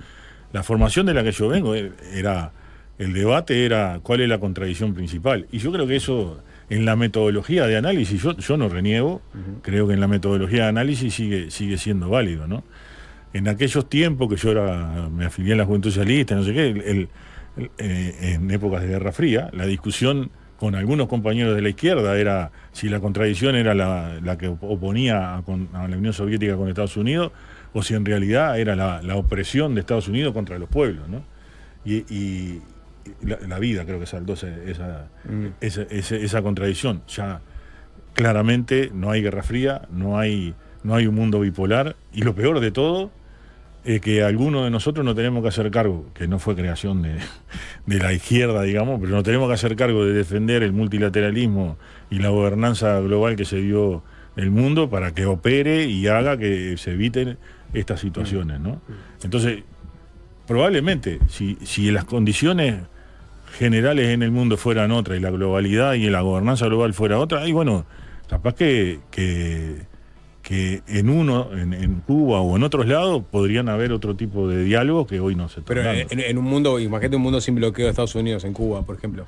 ¿Para vos el horizonte socialista es el modelo cubano? No, toda la vida he dicho como socialista uruguayo que el modelo uruguayo es el mío. El problema de este mundo de hoy, la democracia liberal burguesa. El modelo uruguayo, porque no deja de ser una democracia. Bueno, sí, es el modelo cubano. Pero claro, lo que pasa es que después, bueno, nosotros somos una unión de esfuerzos para poder tener transformaciones en este país, que eso se llama el Frente Amplio, que efectivamente dentro hay compañeros que tienen formación y definiciones finalistas que son diferentes entre sí, está bien. Pero el modelo uruguayo es el que nos dimos en la Constitución, y además el modelo uruguayo se basa en algo que se escribió en una canción, ¿no? Por lo menos para mí. La base del modelo uruguayo es que crece desde el pie. Con la gente, todo, y sin la gente no vamos a poder construir nada.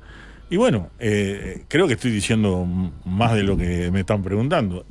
Esa sigue siendo la clave, seguir acumulando en amplitud y en profundidad con la gente y seguir persuadiendo de que el camino de la esperanza que le está faltando a este mundo es el que nosotros queremos proponer.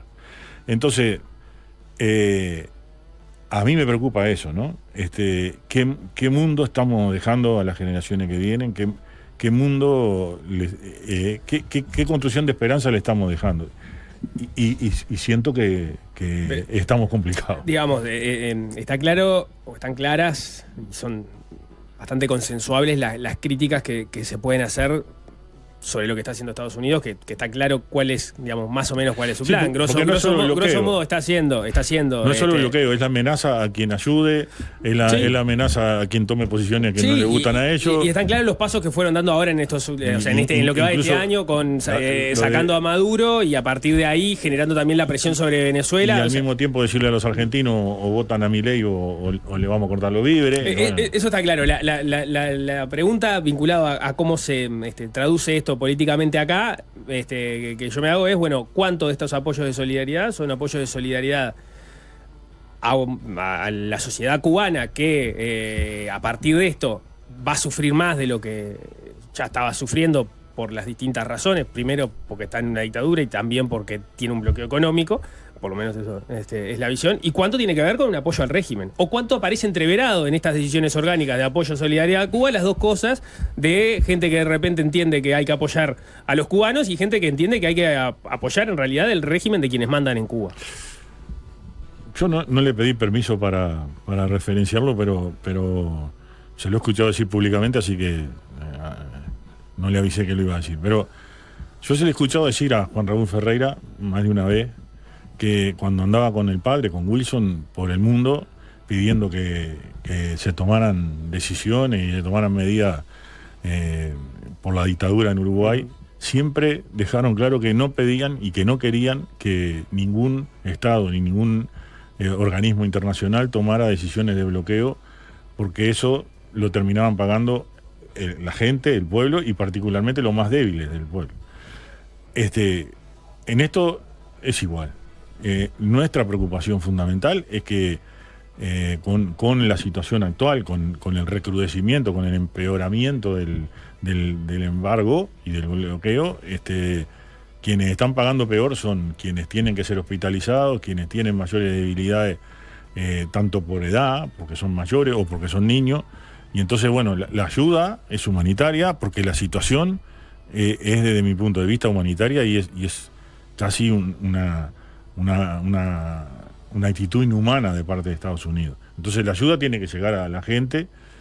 Lo del régimen es discusión de ello Claro, pero ahí también hay situaciones humanitarias de por medio, en la medida que hay presos políticos, hay represión de las manifestaciones, o sea, y esas cosas ocurren y tienen costos. En lo más débil no incluyo a quienes gobiernan, ¿no? Obviamente los más débiles son lo que decían, ¿no? Los niños, los mayores, los enfermos, los que no pueden recibir agua porque no hay combustible para hacer marchar las bombas o electricidad para hacer marchar las bombas, y ni que hablar. Sí, en una economía casi de guerra o de guerra como tienen, el no poder conservar alimentos porque no tenés electricidad para el frío, para refrigerar, todo eso siempre cae sobre los más débiles. Entonces, pero no es un acto de solidaridad con el gobierno cubano, sino con los cubanos. Con el pueblo cubano. Y sobre todo porque... ¿En el pueblo cubano incluís al régimen cubano o no?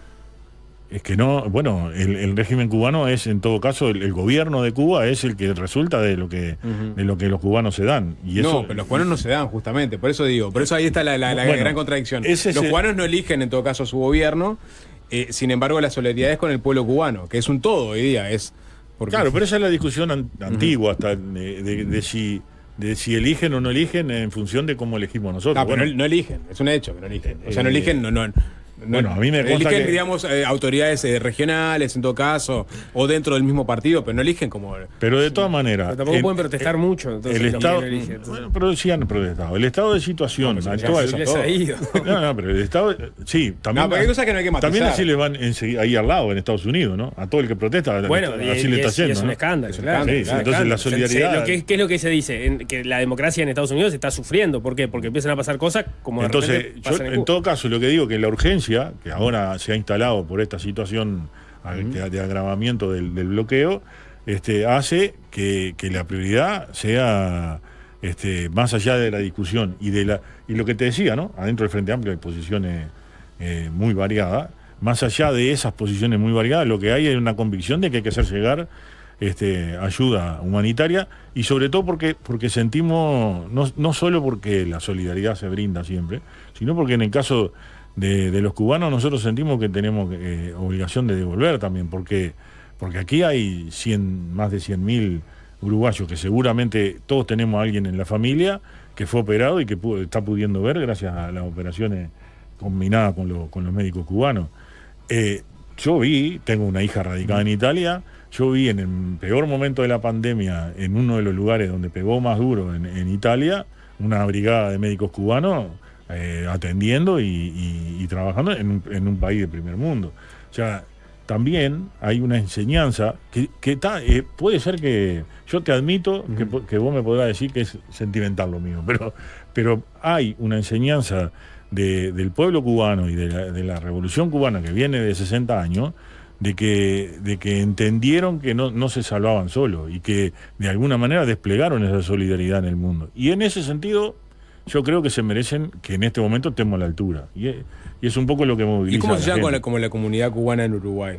De exiliados económicos y políticos. No nos llevamos bien, porque en definitiva hay aquí, a los que conozco, yo no conozco, es una comunidad a esta altura grande. ¿No?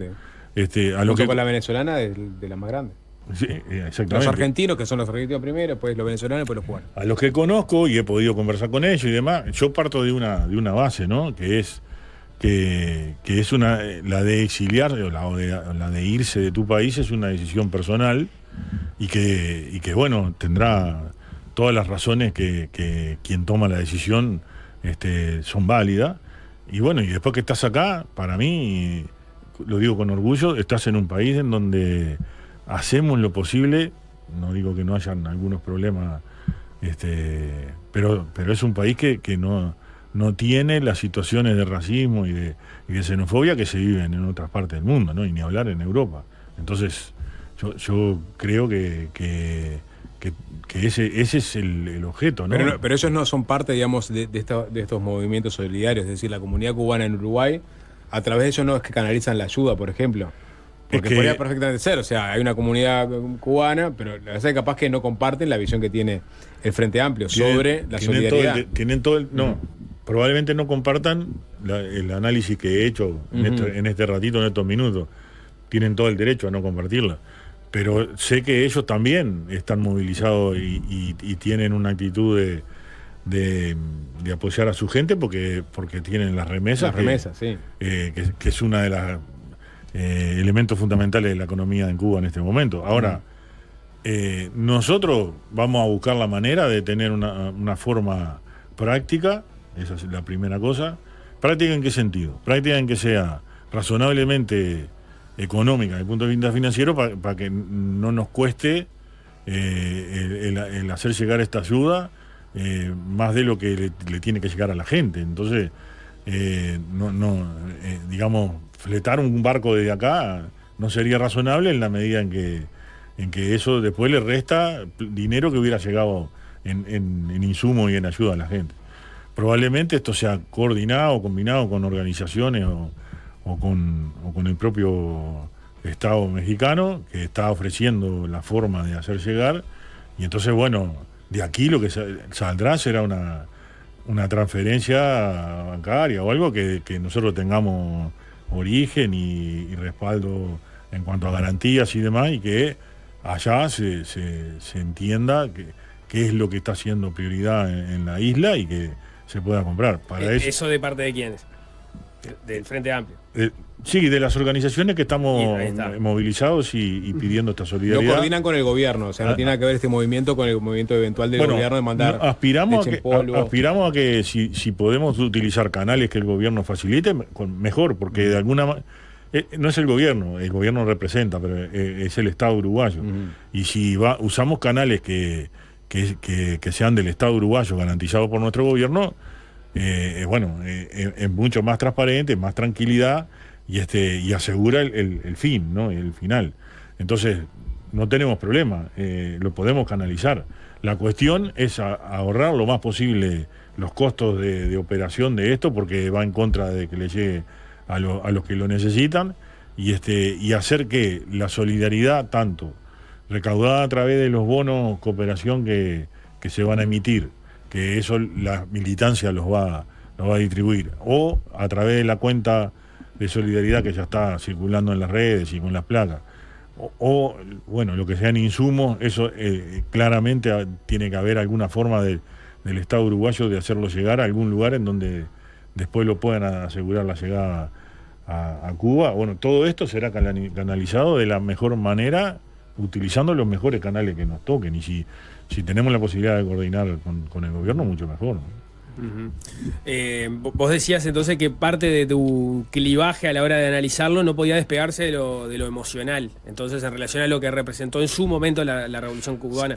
Eso para un tipo de 63 años ni que hablar, y los que tienen más, todavía tal vez con más razón, porque son contemporáneos a la Revolución. Pero no es un problema en la dimensión del análisis, que el factor tiempo te cambia las características y hasta la sustancia del propio proceso. No es un problema en el análisis político probablemente, pero bueno, eso yo hice la salvedad de que el análisis político y el debate en el Frente Amplio están presentes, y es una fuerza que tiene esa vida, tanto como que está en un debate abierto, continuo, ¿no? Yo lo emocional, por lo menos en lo que a mí respecta, pero creo que uno se imagina que esto le pasa a muchos. En eso puedo ser representativo. Lo emocional es en lo que le pasa a la gente ahora en Cuba, y que siento que tengo que estar a la altura de cómo fueron ellos en otros momentos y en otras situaciones duras para el mundo, como tanto de sus campañas de alfabetización como las brigadas de médicos y demás. Entonces, en ese sentido, la solidaridad, capaz que también es el clivaje de militante sindical que vos decías, que traigo, ¿no? A mí, yo ni me planteaba si había una empresa en conflicto, mi sindicato tenía que arrimar algo para la olla. Esto te nace de una formación que tiene una carga emocional, no la niego, ¿no? Pero digamos, ¿es la gente, es la solidaridad de los cubanos a través de campañas de todo tipo, o es la experiencia socialista en territorio latinoamericano que todavía sigue siendo el horizonte de muchos frente amplistas. Es decir, esa experiencia socialista que se sostiene en el tiempo, para muchos sigue siendo una suerte de faro a seguir y eventualmente con las características uruguayas. En mi caso le podés llamar, si estamos hablando en lo que represento, que el Frente Amplio no tiene una definición socialista, eso es claro, ¿no?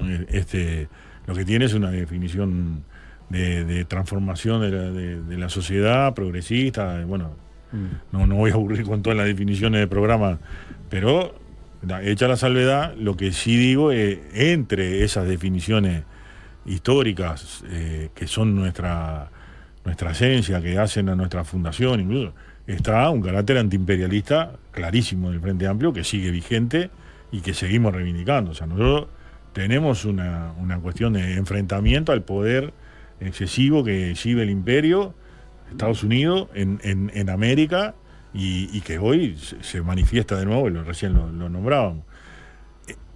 Partiendo de eso, claramente hay una definición nuestra integracionista que seguimos creyendo que es indispensable para tener un modelo de desarrollo para América. Pero la pregunta era otra, era si Cuba, que en un momento fue el faro socialista para muchas izquierdas, y en Latinoamérica, si hoy día sigue siéndolo o no. Porque antiimperialista, digamos, es como 2 veces al día dan las 12, ¿no? En la época de Obama, capaz que el acercamiento con Cuba era mucho mayor. Ahora con Trump, claramente se apretaron las clavijas de. Estábamos yendo hacia ahí y después nos desviamos. Es verdad, en época de Guerra Fría, cuando me formé, sí, habían algunos paradigmas, le podíamos llamar, y bueno, y ahí estaban los debates también, ¿no? Habían los que tenían el paradigma de Mao y todos esos dilemas, Cuba, quienes reivindicábamos el aterrizaje latinoamericano de la teoría de la liberación, ¿no? Con otros, bueno, aquí en Uruguay con Vivian Trías, con Rodney Arimendi, con pensadores marxistas. Bueno, todo eso se sintetizó, pero el problema es que no solo pasó que eso se sintetizó, pasó que dejó de haber Guerra Fría, porque entre otras cosas el mundo es otro, y ahora, en este último año, el orden internacional, dicen hasta los analistas menos cercanos a mí, los que son analistas y hacen análisis en serio, que bueno, hay otro orden internacional. Y en ese sentido, yo voy a confesar contigo y voy a convenir que es verdad, está difícil encontrar un paradigma. Y está difícil encontrar el modelo o el faro que no lo hay. Se cayó todo ese modelo. Sin embargo, yo creo que sigue vigente el modelo que nosotros fuimos capaces de construir aquí.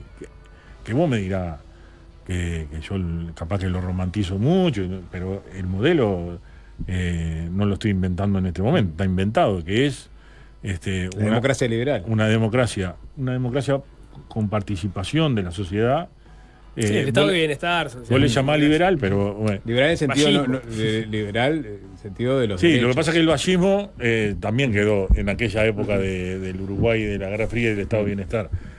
No es un estado de bienestar, hay gente durmiendo en la calle, hay problemas graves de vivienda, de asentamientos, hay una cantidad de situaciones complicadas que tenemos que resolver. Ahora, el diálogo social, la participación de las organizaciones, el tener, para mí, si querés que grafique cuál es el modelo, es esa delegación que fue a China con todas las voces incluidas y demás. Ese es el modelo que yo construiría en Uruguay. Ahora, ¿eso te saca esos problemas graves? No, porque en definitiva tenés condiciones de crecimiento muy acotadas y un problema grave en ese sentido, que depende de que seamos capaces de construir una región que pueda crecer y desarrollarse en función de una integración. Y la verdad es que lo que está complicado es que no hay la más mínima sintonía en ese sentido. Entonces, ahí donde viene. El socialismo cubano, digamos, no es el faro. No, es que yo no me acuerdo de haber dicho eso en mi vida. Incluso. No, bueno, pero el Frente Amplio en un momento muchas izquierdas vieron la Revolución Cubana como Bueno, es lo que te decía, hay una generación anterior a la mía que es contemporánea y que creo que les duele más que a mí. De todas maneras, no dejo de reconocértelo, te lo reconocí antes. Hay una carga emocional que hace que yo sienta que tengo que darle una mano, sobre todo para parar a Estados Unidos en su actitud. Que, dicho sea de paso, es pararlo en su actitud respecto a Medio Oriente, respecto a América en general, respecto a todo su posicionamiento, porque, no sé, el tipo se cree tan más allá del bien y del mal, que es capaz de decir que sacó a Corina de Venezuela para que le dieran el premio de la paz en los países escandinavos y demás, y a los pocos días dijo que no representaba a nadie y no nos acordamos más. Ya no vamos a Venezuela y cómo enterró. Y bueno, entonces, alguien le tiene que mostrar los dientes a Estados Unidos, pero no al pueblo norteamericano que la está padeciendo. Alguien le tiene que mostrar los dientes a esta concepción de política que además se está esparciendo por el mundo, ¿no? Porque tengo una hija radicada en Italia y hay que escuchar los discursos de Meloni, que dan pavor. Más o menos pasa en Francia. Y acá en América empezamos a tener este tipo de expresiones, ¿no? O sea, no importa, no nos importa que quien gana con el voto de la población y demás, en Chile se defina pinochetista. Entonces, bueno, me parece que hay más allá de las situaciones puntuales y de lo que me preguntaba de Cuba y demás, hay un debate de las izquierdas, de los liberales, porque no es solo de las izquierdas, de los liberales que creen también en la democracia, de si está bien que crezca esta derecha y que la gente esté sintiendo que la esperanza es votar a semejantes personajes, ¿no? Hacemos una tanda, Fernando Gambera, y seguimos hablando porque la Carifa obviamente trata el tema Cuba, trata el tema de Venezuela, trata el tema de Estados Unidos, trata temas regionales, y nos colgamos con Cuba, pero hay otros para Encantado. Ya venimos. Un gusto. Aire rico. Seguimos conversando con Fernando Gambera, presidente de la Comisión de Asuntos y Relaciones Internacionales de Frente Amplio, la Carifa. El motivo de la convocatoria era justamente esta caravana por la paz y en solidaridad con Cuba, ver un poco, bueno, las discusiones internas también que se dan en el Frente Amplio. Decías que hay visiones divergentes sobre Cuba en el Frente Amplio, sobre cómo acercarse a Cuba, cómo relacionarse, pero tanto el gobierno como la fuerza política han dado señales de que en este momento hay que tener algún tipo de solidaridad. Si no, vamos al otro tema que ha sido espinoso en el debate público, internamente en el Frente Amplio, pero también entre los partidos, que es Venezuela. Te hago la primera pregunta, es para vos, ¿quién ganó las elecciones en Venezuela en el 2024? Es que nadie sabe, pero yo tiendo a pensar que bueno, los que presentan y tienen la categoría de gobierno son los que tienen que presentar las pruebas. Y bueno, en eso estamos. La definición del Frente Amplio es precisamos las actas. Y hasta ahí fue lo que se manifestó por parte del partido político. El gobierno ha sido más explícito, pero el partido político lo que ha pedido es que se demuestre con las actas correspondientes.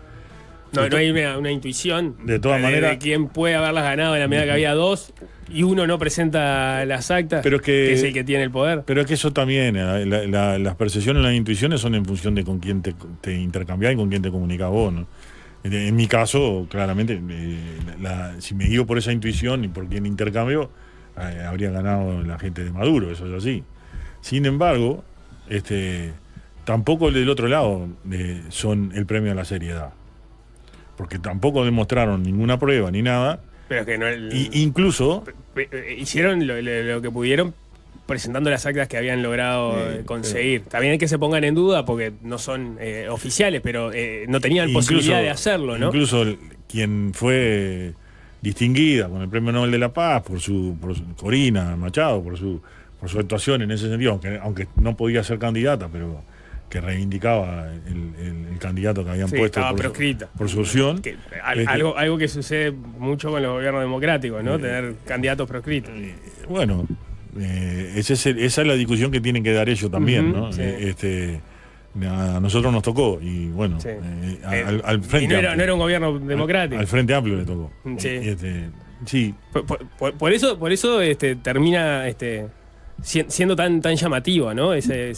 Los cuidados que termina teniendo el Frente Amplio para dar esas definiciones, más allá que el gobierno sí lo ha hecho, ¿no? Bueno, pero es llamativo porque es esa la discusión interna que yo refería. Pero en definitiva, también es bastante poco serio que se le dé el Premio Nobel de la Paz y inmediatamente el propio Trump es quien dice ustedes no representan a nadie. Voy un paso atrás. Y lo descarta. Tenés un panel de expertos de las Naciones Unidas que dijo que no eran transparentes las elecciones ni íntegras. El Centro Carter concluyó que las elecciones no podían considerarse democráticas. Es decir, tenés un acumulado más allá de lo que dijo la oposición de observadores externos que masivamente dijeron que eran elecciones turbias, no garantistas. Y yo te puedo conceder. Y ni que hablar que había ganado Edmundo González. Claro, yo te puedo conceder que estábamos trancados en eso y vino Trump e invadió un país. No, eso vino. Ahí terminamos todo en unanimidad. Pero por eso quería arrancar. Es rechazable lo de Trump. Quería arrancar no pueden secuestrar a un presidente. Mal que le pese al que tenga posiciones contrarias y eso tiene que ser rotundamente rechazado. Sin embargo, los organismos de la ONU que vos y la gobernanza mundial que vos en ese caso no reaccionó. Bueno, pero ¿cómo no reaccionó? O sea, y no, nadie le dijo, Trump, usted no puede hacer esto, bueno, está reñido con el derecho internacional. No es que no le digan, es que no pasa, no tiene ningún efecto concreto, digamos, lo discursivo en este momento. Lo mismo pasó con Maduro, o sea, que el Centro Carter o los observadores de la ONU le dijeran, no, miren, estas elecciones no son transparentes, no tuvo ningún efecto porque Maduro básicamente dijo, nosotros ganamos. Y se mantuvo en el poder. A lo que ves es que como punto de partida para ver dónde está la discusión dentro del Frente Amplio de la Califa, tener claro también qué discusiones internas se dan sobre ese 5 de enero, Antonio Guterres, secretario general de la ONU, exige que se respete el derecho internacional tras la acción militar en Venezuela. Digo, fuera de las expresiones que se pudieron. Claro, y Trump le dijo gracias, Guterres. Como también le dijo Maduro, gracias, Guterres, cuando las elecciones del 2024. Pero el punto de partida es, adentro del Frente Amplio, todavía no está saldado, por ejemplo, la discusión sobre quién ganó las elecciones en Venezuela. No sé si se saldará, porque no tenés los elementos con que saldarla, ¿no? Lo que sí creo es que lo que iniciamos en un debate interno, incluso con la ayuda de expertos, como fue el otro día la invitación a Álvaro Padrón, a Carlos Luján y a Viviana Barreto, es un debate abierto sobre las amenazas que tiene la región frente a la actitud de Estados Unidos. Y bueno, la situación de Venezuela entra en ese análisis de la región. Claramente pueden haber distintas visiones, pero lo que preocupa es si esto que acaba de pasar a Venezuela, más allá de las visiones sobre la situación interna de Venezuela, es un riesgo o no, o una amenaza o no para el resto de la región. Y esto es lo que me parece que es un análisis político que hace falta también teniendo en cuenta las opciones de gobierno que hay en la región y que decía antes, ¿no? O sea, ¿nos tiene que preocupar o no que haya extrema derecha en algunos de los países de América Latina, que se definen como pinochetistas o Milei? ¿Cuál es el riesgo de la extrema derecha en la región? El riesgo es, por ejemplo, no solo no avanzar más, sino el retroceso en cuanto a todas las agendas de derecho que se ha podido avanzar en algunos países, particularmente en los de la región acá en el sur. El riesgo es de que de alguna manera se destruya todo ese entramado de participación social y de negociación colectiva y demás que ha habido tradicionalmente en más de uno de nuestros países, en función de organizaciones sindicales fuertes, organizaciones patronales fuertes. El riesgo sigue siendo como eso después se refleja en la distribución de la economía, en la distribución en la igualdad, y el riesgo sobre todo es que no se coordine y no se genere una integración que permita que haya un modelo de desarrollo que sea en favor de las grandes mayorías. Claramente, para mí, más allá de que resulten de lesiones, esa es la discusión ideológica que digo que hay que instalar. más allá de que resulten de elecciones libres y con el voto de la gente, gobiernos de ese signo lo que probablemente aseguran es que haya un decaecimiento o un deterioro de la democracia en este sentido que digo. No que ellos van a evitar tener elecciones cada 4 o 5 años como hay en todos los países, sino en la vida cotidiana de los países y en la democracia todos los días. Y bueno, este es el modelo que nosotros defendemos y que hemos discutido. Gambera, decías que al imperio hay que mostrarle los dientes en este momento, ¿no? A Estados Unidos. ¿El gobierno del Frente Amplio le está mostrando los dientes a Estados Unidos? ¿Cuál está siendo la actitud de este gobierno del Frente Amplio con respecto a, por ejemplo, la intervención en Venezuela o la intervención en Brasil o en Argentina? Bueno, por lo pronto estamos movilizados, tenemos una marcha y tenemos una campaña de solidaridad.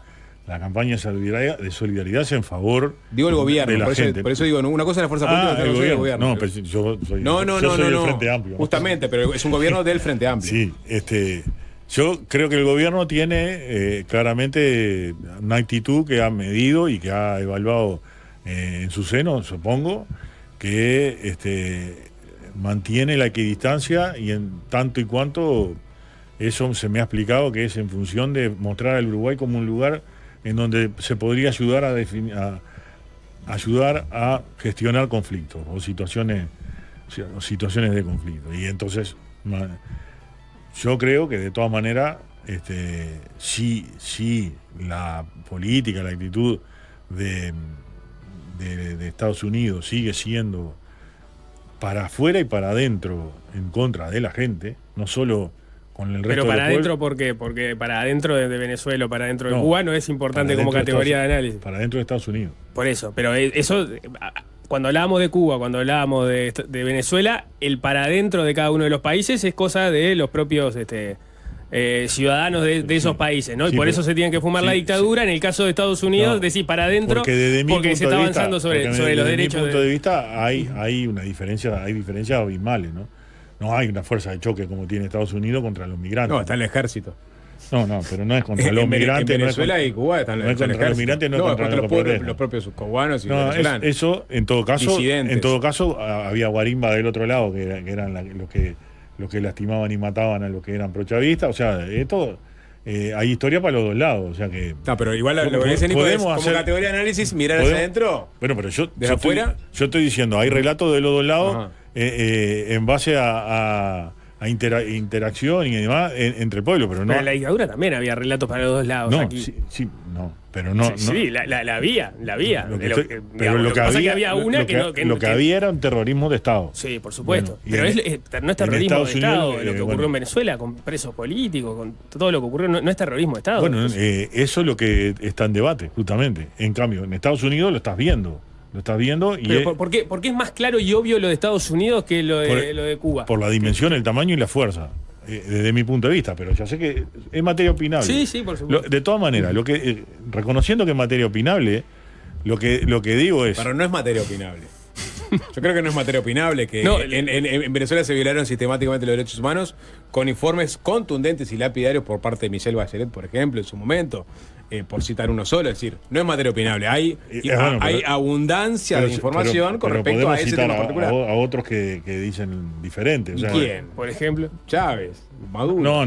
Diosdado Cabello. No, eso ¿entendés lo que digo? O sea, porque lo que veo es el oficialismo en todo caso que tiene el contrarrelato. No, pero por ejemplo, yo tenía una interacción en la OIT con mis colegas sindicalistas y bueno, y ahí habían testimonios abiertos en cuanto a la participación social que había en Venezuela, a la discusión en sectores económicos como hay acá. O sea, pero no te decían nada de los presos políticos. Pero eso es lo que yo te digo. Lo que unos ponen como categoría de presos políticos, otros desmienten que... Pero hay una ley de amnistía en este momento, lo reconoce la propia Delcy Rodríguez, que fue parte del gobierno durante todo este tiempo. Esas son las cosas que tendrán que explicar los propios venezolanos, no lo voy a explicar yo. Eso es lo que yo te digo. ¿Pero no te sentís un poco estafado?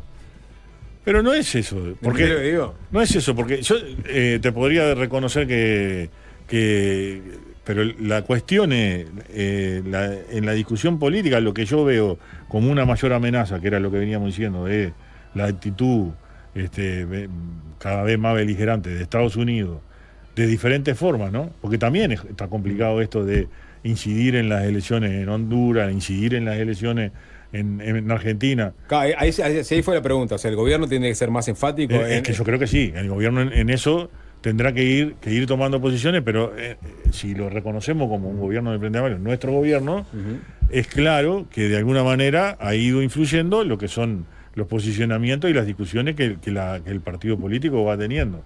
Y es claro también que hay un protagonismo que siempre les he reconocido, no solo yo, la fuerza política, a lo que son las bases y la militancia frente amplista. Entonces, bueno, estas movilizaciones es una forma de que el partido político, que me parece que es el que tiene el rol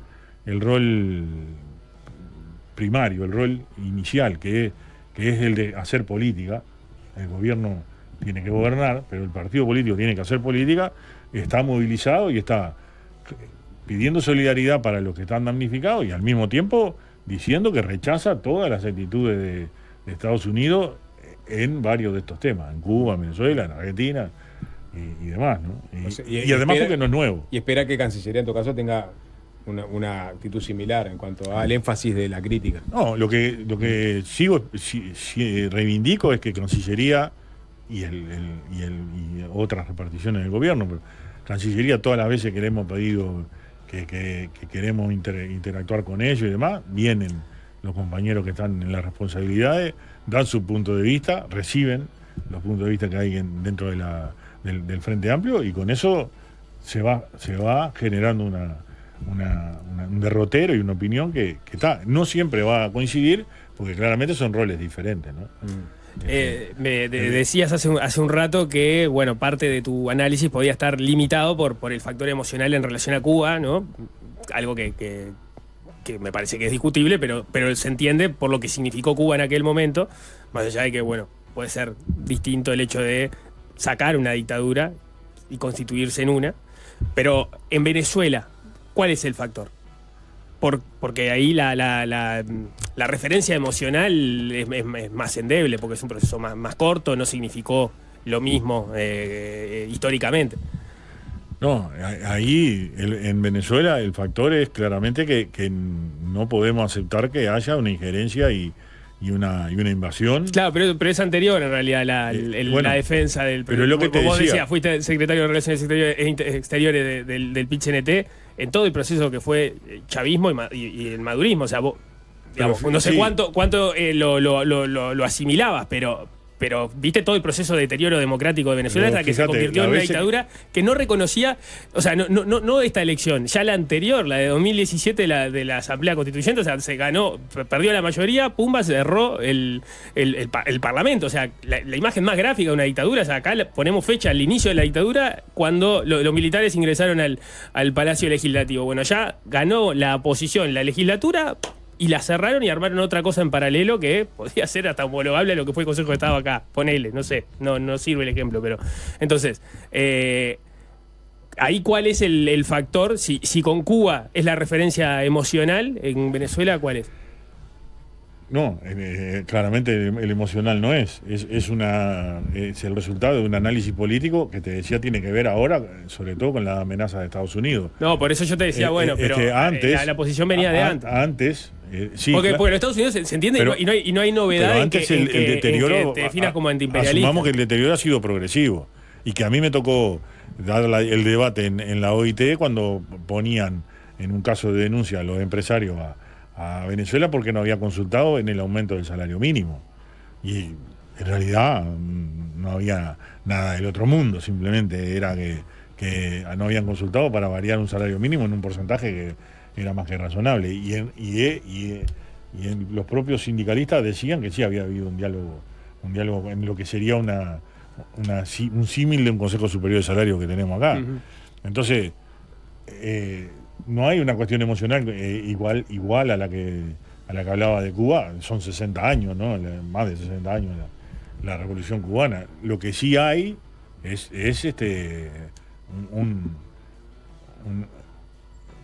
una forma de ponernos a resguardo de que esto no puede pasar de largo después de lo que pasó con Estados Unidos.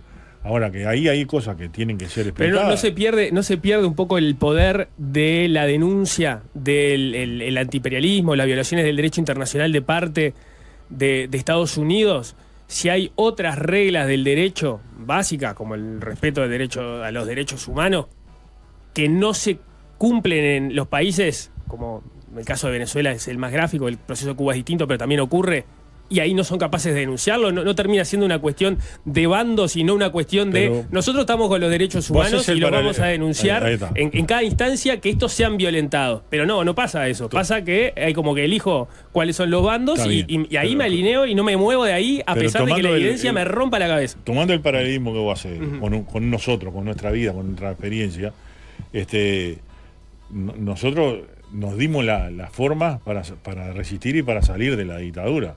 No nos vino nadie a decir qué teníamos que hacer. Y en ese sentido. Pero nunca dijiste, no, acá hay dos discursos respecto a si es una dictadura o no es una dictadura lo que pasó. Pero y yo no sé si los venezolanos dicen si hay dos discursos o no. Lo que digo es, lo que debe respetarse es la autodeterminación de ellos y cómo se dan las formas para salir de esta situación que efectivamente es crítica. Es crítica. O sea que ellos tienen que encontrar la forma de legitimar la situación en la que están. Y tienen que tener una forma de que esa legitimación construya mayorías que hagan que se pongan en marcha. Claro. Ahora, el problema es que es de ellos. Yo todo esto que te digo no es contraargumentando en favor de la intervención de Estados Unidos, que entiendo que es violatoria del derecho internacional. Lo único que manejo es, yo te puedo decir que esto es violatorio del derecho internacional y te puedo decir lo que es violatorio de los derechos humanos dentro de los países. Y ahí es donde parece que el ejercicio no es tan sencillo para vos. No es tan sencillo. Y no estaba debatiendo con vos, justamente. Sí. Estaba de alguna manera queriendo si puedo clarificar mi análisis y mi idea, ¿no? Pero en definitiva, la reivindicación es esa. ¿Por dónde tienen que salir? Es de los venezolanos y eso es lo que vamos siempre a solidarizarnos y a sostener. Como quisimos que fuera con nosotros, que se solidarizara el mundo y que nos sostuviera. Pero la forma en que salimos nos la dimos nosotros. Y es más, decidimos salir con líderes proscritos y en particular el nuestro. Pero esperabas que el mundo se solidarizara. Con la dictadura uruguaya. O sea, con el pueblo que estaba bajo la dictadura uruguaya. Nosotros uruguaya. nos estamos solidarizando con el pueblo venezolano. Citaste a Juan Raúl. Wilson iba a hablar con senadores demócratas justamente para tratar de que se solidarizaran con nosotros. Pero y de hecho ahora Estados Unidos está dialogando y tratando, a ellos les interesa nada más que el petróleo. Está bien. Entonces, esa es la diferencia sustancial, ¿no? A ellos les interesa nada más que el petróleo, a nosotros nos sigue interesando la gente. Y somos convencidos que se construye esperanza y una mejor sociedad con la gente. Bueno, eso será la forma que ellos tienen que encontrar de hacerlo con la gente. Bien, Fernando Gambera, presidente de la Comisión de Asuntos y Relaciones Internacionales del Frente Amplio, gracias por este diálogo. No, al contrario, gracias a ustedes. Espero haber colmado la expectativa y a la orden. Hasta la vuelta. Muchas gracias. Gracias.